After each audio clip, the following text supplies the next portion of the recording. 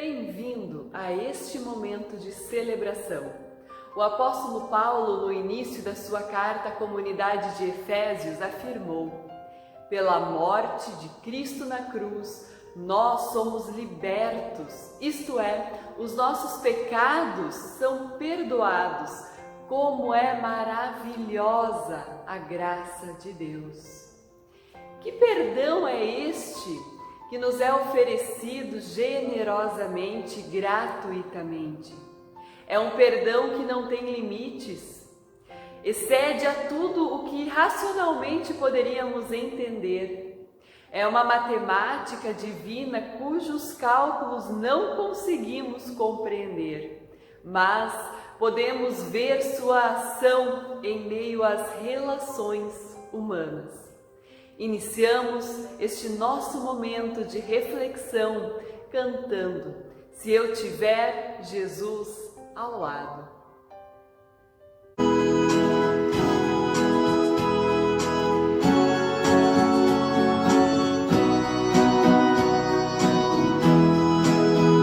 Se eu tiver Jesus ao lado e por Ele auxiliado, se por Ele for mandado, a qualquer lugar irei. Seguirei ao meu bom mestre, seguirei ao meu bom mestre. Seguirei ao meu bom mestre, onde quer que for irei. Seja meu caminho duro, espinhoso ou inseguro, em seus braços bem seguro, onde me mandar irei.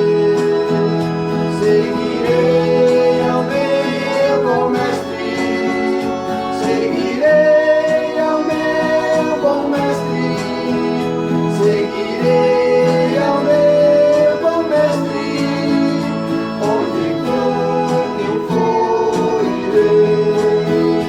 Males poderão cercar-me, ou perigo assustar-me, mas sem Cristo segurar-me, onde me mandar irei.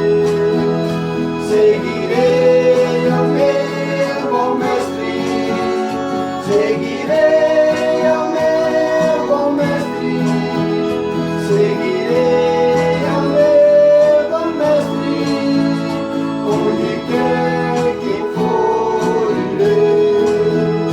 Quando terminar a vida, fim da minha triste vida, não demorarei ainda, eu com meu Senhor irei.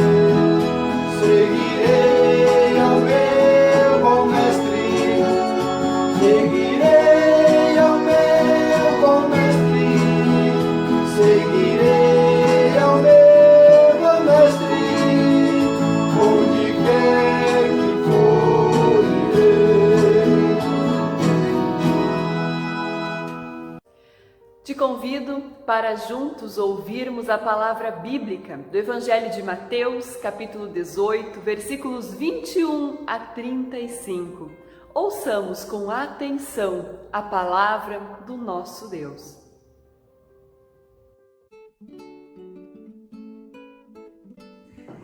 Então Pedro chegou perto de Jesus e perguntou: Senhor, quantas vezes devo perdoar o meu irmão que peca contra mim? 7 vezes? Não, respondeu Jesus. Você não deve perdoar 7 vezes, mas 77 vezes. Porque o reino do céu é como um rei que resolveu acertar as contas com seus empregados. Logo no começo, trouxeram um que lhe devia milhões de moedas de prata. Mas o empregado não tinha dinheiro para pagar. Então, para pagar a dívida, o seu patrão, o rei, ordenou que fossem vendidos como escravos o empregado, a sua esposa e os 6 filhos, e que fosse vendido também tudo que ele possuía. Mas o empregado se ajoelhou diante do patrão e pediu: tenha paciência comigo, e eu pagarei tudo ao senhor. E o senhor daquele servo, compadecendo-se, mandou-o embora e perdoou-lhe a dívida. Saindo, porém, aquele servo, encontrou um dos seus conservos que lhe devia 100 denários, e agarrando-o, o sufocava, dizendo: paga-me o que me deves. O companheiro, caindo a seus pés, lhe suplicava: tenha paciência comigo, que eu lhe pagarei. Mas ele não concordou. Pelo contrário, mandou pôr o outro na cadeia até que pagasse a dívida. Quando os outros empregados viram o que havia acontecido, ficaram revoltados e foram contar tudo ao patrão. Então seu senhor, chamando-o à sua presença, disse-lhe: servo malvado, perdoei-te toda aquela dívida, porque me suplicaste. Não devias tu igualmente ter compaixão do teu companheiro, como eu tive misericórdia de ti? E enraivecido, seu senhor o entregou aos torturadores, até que pagasse a dívida toda. E Jesus terminou dizendo: é isso que o meu Pai, que está no céu, vai fazer com vocês, se cada um não perdoar sinceramente o seu irmão. Até aqui a palavra do Senhor.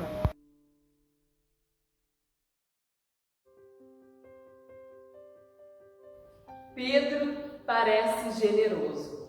Ele está disposto a perdoar o seu irmão até 7 vezes e pergunta a Jesus se isso é o suficiente. Sabemos que o número 7 ele tem um valor simbólico nos textos do Novo Testamento. Ele dá uma ideia de perfeição. Então Pedro ele está disposto a buscar esta perfeição. Mas será que a vida em comunidade é uma questão de matemática? Qual é a matemática do amor?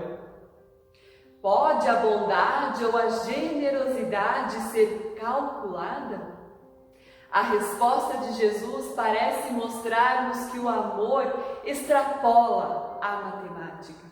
Os discípulos eles devem aprender a perdoar sempre que alguém busca seu perdão. E para ilustrar o que está ensinando, Jesus ele conta esta parábola que nós acabamos de ouvir. É comum a gente ouvir que neste mundo tudo tem o seu preço. Tudo tem um valor pelo qual pode ser medido. É necessário que tudo seja quantificado para saber se estamos tendo prejuízo ou não. Achamos fundamental levar vantagem em tudo o que fazemos. Na lógica do mundo, parece que não há lugar para o perdão, pois ele implica que devemos admitir um prejuízo. O servo, inferiorizado pela dívida diante do seu rei, ele clama por compreensão. Ele pede um prazo maior para tentar negociar esta dívida, como se diz na linguagem econômica.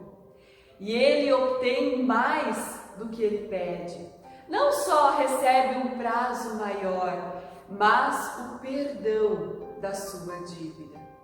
Perdoar é devolver ao outro o direito de ser feliz. O que o servo recebeu do seu rei foi a restauração da sua dignidade, a possibilidade de recomeçar a vida, o direito de ser feliz. Uma dívida de 10.000 talentos era uma coisa tão vultuosa que era impossível qualquer pagamento. E o rei usou da generosidade. Já o servo que teve restaurada a sua vida e a vida da sua família não mostrou disposição para agir do mesmo modo com o seu companheiro. Não aceitou ficar no prejuízo. Jesus ele conta esta breve história tirada do dia a dia dos seus ouvintes. Ele demonstra conhecer bem a natureza humana, porque nós somos assim mesmos. Nós buscamos o perdão de Deus, mas temos dificuldade de praticar o perdão nas nossas relações. Queremos a vantagem de receber além do que temos o direito, mas fugimos do prejuízo de passar o perdão adiante. A gente deveria dar-se conta de que sempre oramos: Pai, perdoa-nos as nossas dívidas, assim como também nós perdoamos os nossos devedores. O servo ele não soube perdoar o seu devedor e acabou perdendo o perdão recebido. Nem sempre será uma tarefa fácil dar perdão, porque é preciso superar rancores, é preciso superar o orgulho ferido, mas podemos estar certos, não será nenhum prejuízo para a nossa vida dar perdão. Pelo contrário, será um ganho enorme, pois nada é mais importante do que a gente poder olhar nos olhos das pessoas e encontrar compreensão, amizade e coração aberto.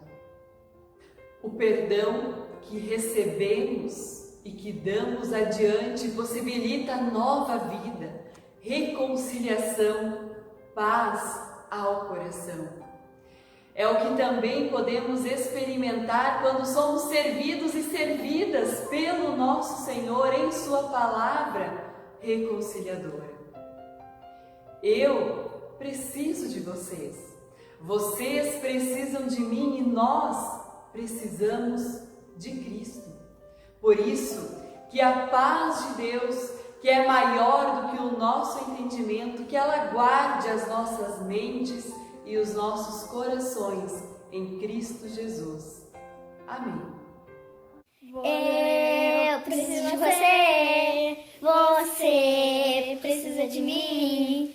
Nós precisamos de Cristo até o fim. Sem parar, sem cessar, sem vacilar, sem tremer, sem chorar, sem parar, sem cessar, sem vacilar, sem tremer, sem chorar. Queremos agora nos despedir e ficar com a bênção do nosso Deus. Que o Senhor esteja à vossa frente para vos guiar. Que o Senhor esteja atrás de vós para vos proteger. Que o Senhor esteja ao vosso lado para caminhar convosco. Que o Senhor esteja embaixo de vós para não vos deixar cair. Que o Senhor esteja dentro de vós para vos consolar. Que o Senhor esteja acima de vós para com tua bondosa e poderosa mão vos abençoar.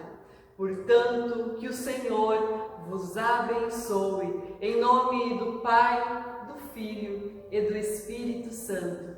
Amém.